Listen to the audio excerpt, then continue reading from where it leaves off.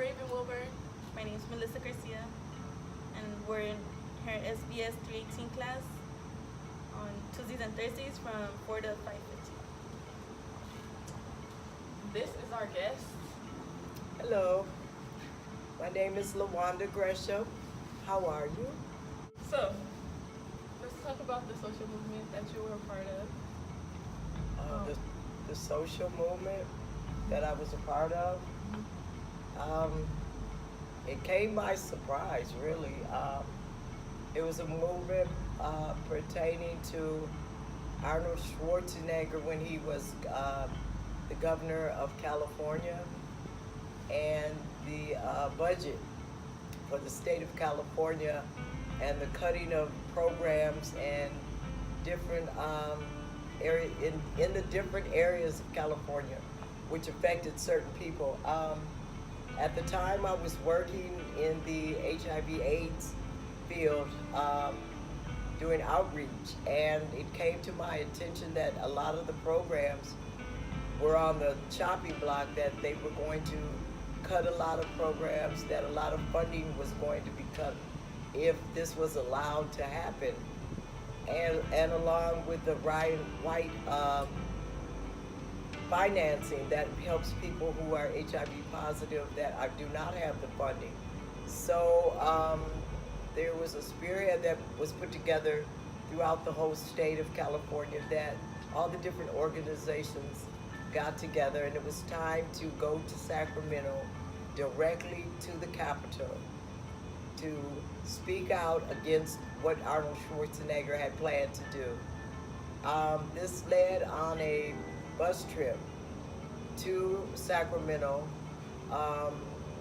If I remember correctly, this was a 3-day event that went on, a 3-day protest on the grass, on the lawn of the Capitol, all surrounding it. Activists, advocates, people who are HIV positive, parents, family members from all over the state of California flooded Sacramento. I remember that day because it just felt so harmonious. People were finally standing up, speaking up about something that truly affected them, affected their lives, affected their children. Some had lost family members prior to this, so they understood. So a lot of people rallied with this. We made up droves and droves of signs before we got there, as we did once we got there. We had a lot of keynote speakers. At the day that we got there, Arnold Schwarzenegger was not there, but we still spoke out. We still rallied. We drew signs on the ground, showing the dead bodies, the people whose lives were at stake. What would happen if he were to cut the Ryan White funding? If he were to cut a lot of these programs that were helping people who were getting educated about this disease, because it's something that's not spoken about in our homes or in public in conversation. So to educate others was at stake, and that meant my job was at stake as well. So yes, I jumped on the bus and I convinced a few others that were not even in the field of HIV or what have you, but I spoke to them and convinced them to get on the bus and go. And so we took that long ride. It was very interesting. It was very educational. I learned that there were a lot of people politically involved who did a lot of lobbying at the Capitol, who at that moment were taking pictures and getting petitions signed to help keep the different programs going, and to, at the same time, women were not being funded in the HIV budget. Women are the last on that totem pole. So at the same time, I met a lot of women that were there rallying, for themselves, and it really made you feel very humble. It made you feel very, worthwhile of being there, because you're fighting for something that truly means something, and you weren't just sitting there saying, oh, let them do what they're going to do because they're going to do it. It's not true, because later on we did save quite a few programs, and I feel very grateful for that, because a lot of programs are still being cut to this day. But at that time we did have a chance, and Ryan White is still alive in the program as far as funding people who are infected, who do not have the money. So I feel grateful for that. Have any questions? So you talked a lot about Ryan White. Can you explain who he is and what that is? Ryan White was a young boy who became infected with AIDS, and he was discriminated against in his school.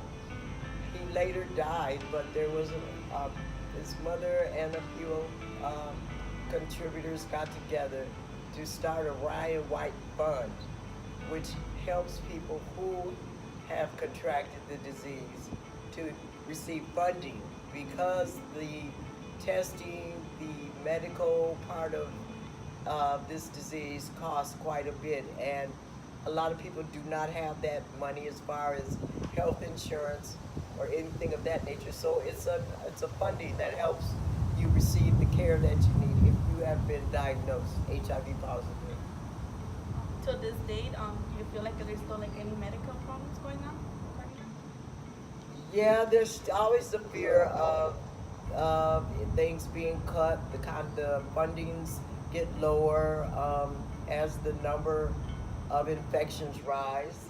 They're not going down because of a lot of programs were defunded, got cut, and the education part is not reaching the depths of the communities. I mean, in all over Los Angeles County, or the whole state of California, the birth rate of babies being born with HIV is down, but there's still a lot more that can be done. There are still people who don't believe that they can be infected. There's still a lot of work to do, and there are a lot of programs that need to be refunded and reopened, I believe. Yeah. Are you still involved in like this movement or movements related to like the same cause or different things? Yeah, I'm still involved because it's very important. I'm basically involved in assisting people, period, in navigating their health care. A lot of people don't understand that most of the time they don't have to spend the money and get their health care done, depending on their income. I've navigated through the little computer system and found little areas that help you get past and bypass those expensive things. So I do. I mean, total strangers. I've led them to different organizations to be able to get their health care, or explain to them, if they're computer savvy, what to do online that can eliminate a lot of the money that they have to spend, because of pride, a lot of people say, well, I don't want to be on Medi-Cal because that's for county recipients. But let's tell the truth, if your income is below what they call the poverty level, it's free. Go get it. I mean, why not? It's there, and your health is very important. Without your health, you can't go to work. You won't be able to do anything. So I just feel like if more people would start helping others to navigate the different areas of healthcare, and not just because it's their job and just don't say anything, that we'd be a lot farther with it, and keep speaking up to the political heads, because they have health care and we have to pay for it. Did Arnold Schwarzenegger ever touch up about the rally that you guys did? I looked for it. He knew we were there. Nothing I never ever saw in on television, big time or anything, but he did know that we were there, because I went all in the Capitol looking at stuff, and it was on a weekday we went, but unfortunately he was nowhere to be found. But um, they did speak out for some of the chairpersons there, reached out the window, they gave us the high five. They came down and they spoke, you know, those who were with us on doing so, the lobbyists and what have you. So it was a good moment. You know, it feels good when you know that you can touch these people who are in these offices. You know, they're not untouchable, and they are human beings. You know, where a lot do forget that. Well, you know, they think, well, I got this job and now I'm God, so to speak. But there are those who still have that human compassion, who still listen to what people have to say. They still listen to what is going on in the communities and the struggles, the main struggles. So it felt good that day. We were a happy, tired bunch coming back, but it was a good ride. We left like at 4:30 in the morning. We got back at 1:30 that night in the morning. So it was worth the ride. Did any violence go on? Or like police brutality? No, they were there. At first, they tried to stop us from being on the grass, but there was too many. So all they did was just show their presence. And everything went smoothly. Yeah, everything went smoothly. So they ended up closing down streets. Well, yeah, they did like close, you know, so that we were just encased right there at the Capitol. And then there was a little area like downtown, a little Sacramento, so we could go through there and walk and stuff. But I mean, like they saturated the whole area, so they were there. The state troopers, yeah, they were there, but they basically just stood there, you know, no expressions, no, I don't know, guns in their pockets. But I mean, it was peaceful. It was happy. It was peaceful. And, you know, it's a good feeling when you can join together with other people you don't know from different walks of life and you're all on the same page. It just feels so dynamic, so powerful. And just to be able to be a part of that just makes you want to keep speaking up and keep wanting to do what you do. So if it were to happen again, I would go again. And I would find more people to come and go as well. So the social movements, the social movement that you were part of, mostly focused on healthcare. What do you think of like social movements that you see now that you would want to? Do you think that you would want to be interested in them, or do you support them? Like the way that social movements are today or now. Some, because I really haven't.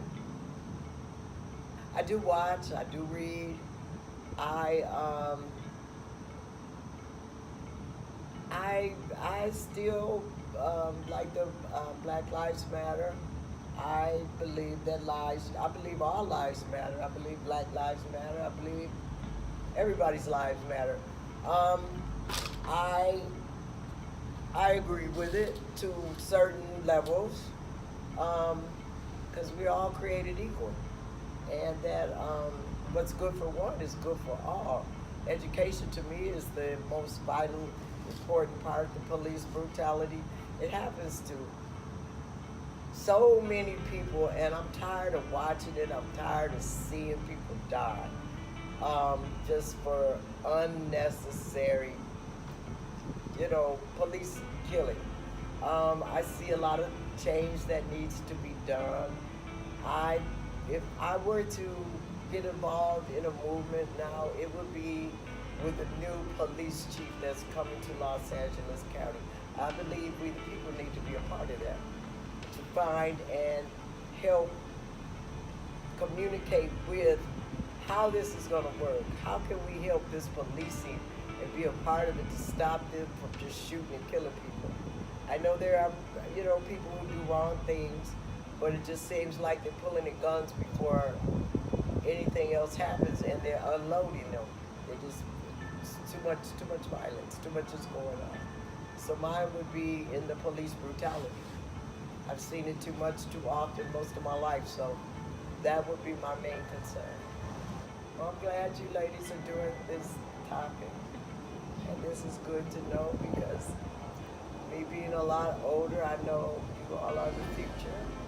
And that's what we need, more women to stand up,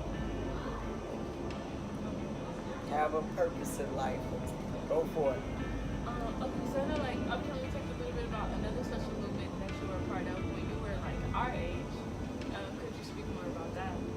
That was. When I was, it was during the time that, where the people were, during the time when I think it was right around the Vietnam War, around they were starting up the war. There was a lottery where they would call off the draft numbers. And I witnessed a lot of people crying, many a day, our campus, where their numbers got called. You know, they would on the loudspeaker just say the numbers, and a lot of people were leaving, going to Canada. A lot of people were going to jail. They just weren't going, you know. So we got together on the campus. I went to Oakland University. It's a small college in Pontiac, Michigan. At the time, a few people there got together because we witnessed a friend whose number got called, and he was very upset.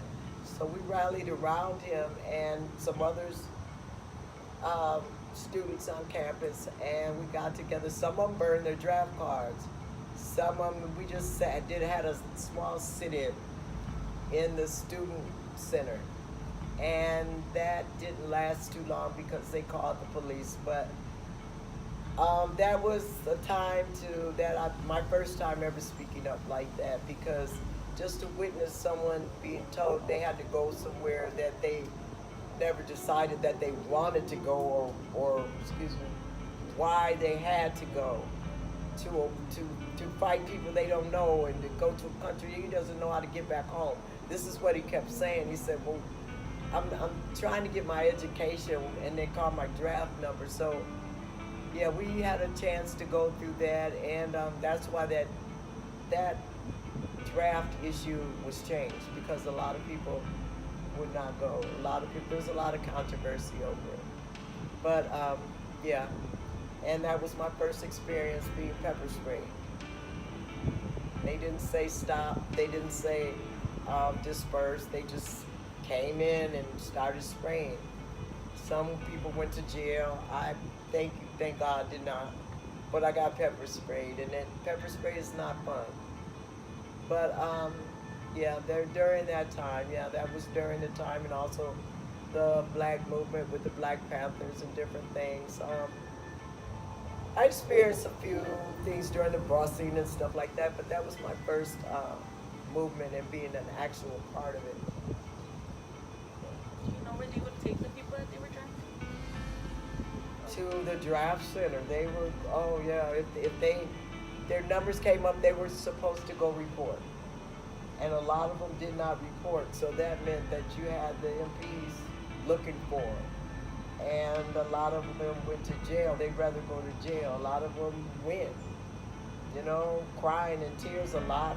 Went to, like I say, went to Canada, dishonorable discharges, everything. I mean, it's scary, you sitting there one day, and then say your friend is sitting there, and the next thing you know, you hear that there's a number called, you wonder what's wrong with him. And he burst into tears and took off running. And I'm like, so, we tried to think of a way to help him, and that was the way we did. He didn't go. I don't know what, if they got lawyers, his parents did, or what happened, but he didn't go. He did not go serve. Yeah. Sometimes you have to stand up for what you believe in and really do it, not be afraid, yeah. That was heartbreaking, yeah. So this is the end of our interview. Thank you for coming to interview with me and Melissa. You're welcome. Thank you for having me. All right.